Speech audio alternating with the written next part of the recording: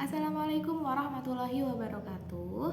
Bismillah, alhamdulillah, wala haula wala quwata illa billah, amma ba'du. Terima kasih teman-teman yang udah selalu nonton video yang saya bagikan. Saya berharap apa yang kita diskusikan bermanfaat untuk kita semua, dan semoga di hari ke-9 kita puasa ini semoga selalu diberikan kesehatan, semoga dilancarkan puasanya, disehatkan badannya, kemudian semoga selalu dipositifkan pikirannya dan juga ditenangkan hatinya. Sebab kalau kita pikirannya sudah positif, insya Allah hati juga tenang, karena antara hati dan otak itu memiliki suatu penghubung gitu. Jadi otomatis kalau pikirannya nanti memikirkan hal yang buruk-buruk, suudzon, maka nanti hatinya menjadi tidak tenang. Maka kita belajar untuk mengelola pikiran, sebab pikiran itu yang akan menentukan langkah kita selanjutnya. Jadi kalau kita pikirannya itu negatif terus, nanti akan memancing hal-hal yang negatif untuk datang. Maka kita pikirkan yang kita inginkan saja. Jadi kita pikirkan hal yang positif-positif dengan selalu melihat segala kenikmatan yang sudah Allah ciptakan, maka otomatis akan menumbuhkan rasa syukur di hati kita dan tidak ada ruang di hati dan pikiran kita untuk merasa kekurangan. Oke, teman-teman. Hari ini kita akan belajar tentang 5 syarat puasa Ramadan. Jadi untuk orang bisa melaksanakan puasa Ramadan atau untuk orang yang mau melakukan puasa Ramadan, maka harus memenuhi beberapa syarat yang nanti kita akan pelajari satu persatu. Nah, yang pertama, syarat orang yang mau berpuasa di bulan Ramadan, yang pertama ia harus muslim. Jadi puasa di bulan Ramadan itu hanya diwajibkan bagi orang muslim, orang Islam. Jadi selain Islam yang non muslim maka tidak diwajibkan untuk puasa di bulan Ramadan. Dan puasa Ramadan ini menjadi salah satu dari rukun Islam. Maka orang yang mau melakukan puasa Ramadan, mau melaksanakan puasa Ramadan, maka ia harus adalah orang Islam atau muslim. Oke, lanjut yang kedua. Yang kedua adalah balik. Jadi apa yang kita bahas sekarang ini akan sinkron dengan apa yang kita pelajari kemarin ya. Jadi orang yang mau puasa Ramadan itu persyaratan yang kedua adalah dia harus balik. Balik itu ada 3 tandanya. Yang pertama, apabila telah mencapai umur 15 tahun bagi anak laki-laki dan anak perempuan. Yang kedua adalah keluarnya mani baik anak laki-laki maupun anak perempuan yang sudah berusia 9 tahun. Dan yang ketiga adalah haid atau menstruasi bagi anak perempuan yang sudah berusia 9 tahun. Apabila seorang anak telah memenuhi dari 3 yang saya sebutkan tadi, memenuhi salah satunya saja, nah itu dia sudah diwajibkan atau dikenai hukum syar'i dan dia harus melaksanakan puasa di bulan Ramadan maupun melaksanakan ibadah-ibadah syar'i yang lainnya. Jadi seperti yang kita pelajari kemarin bahwa anak atau orang yang tidak berpuasa karena ia belum balik, maka ia tidak dikenai sebuah sanksi karena anak yang belum balik itu ia belum menerima hukum syar'i atau belum dibebankan sebuah hukum syar'i.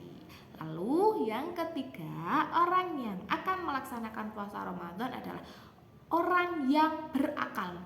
Berakal itu berarti dia mempunyai akal. Nah, orang yang tidak mempunyai akal itu yang bagaimana? Yang ia tidak wajib untuk puasa Ramadan kan gitu. Jadi orang yang gila, baik itu gilanya karena cacat mental ya, dan juga orang yang mabuk. Jadi untuk orang yang gila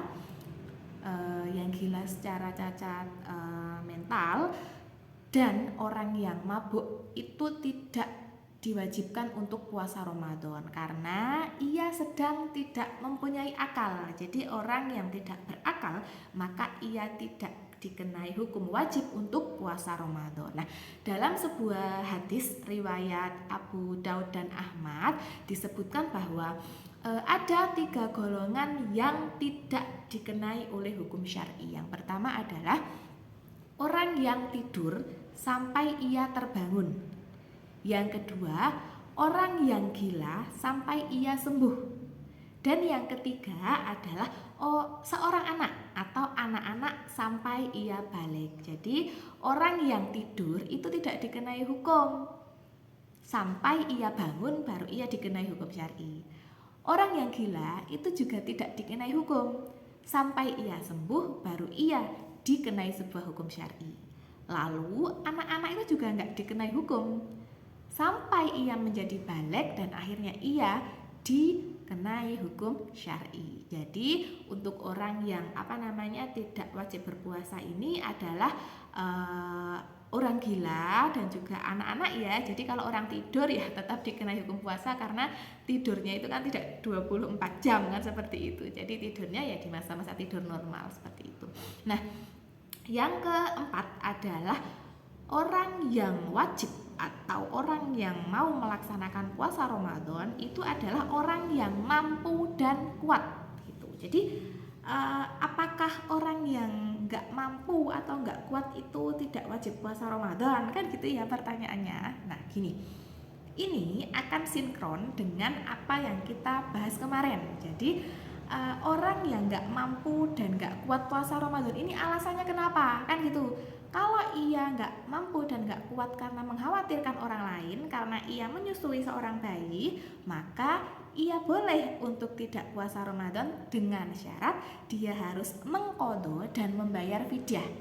Jadi hukumnya tetap wajib.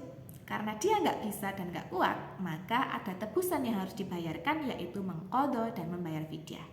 Lalu apabila seseorang tidak kuat dan tidak mampu melaksanakan puasa Ramadan karena lemahnya fisik, karena ia sudah tua, renta, dan sakit yang berkepanjangan yang sudah tidak bisa lagi diharapkan kesembuhannya, maka ia boleh untuk tidak berpuasa, namun ia wajib untuk membayar fidyah. Lalu orang yang tidak berpuasa karena halangan syar'i, semisal karena haid atau menstruasi, atau karena ia sedang sakit, jadi ia tidak kuat untuk melaksanakan puasa, atau juga karena ia sedang bepergian jauh dan ia tidak kuat untuk berpuasa, maka ia boleh untuk tidak berpuasa. Namun harus ada tebusan untuk hal tersebut, maka mereka harus mengqadha puasa yang ditinggalkan.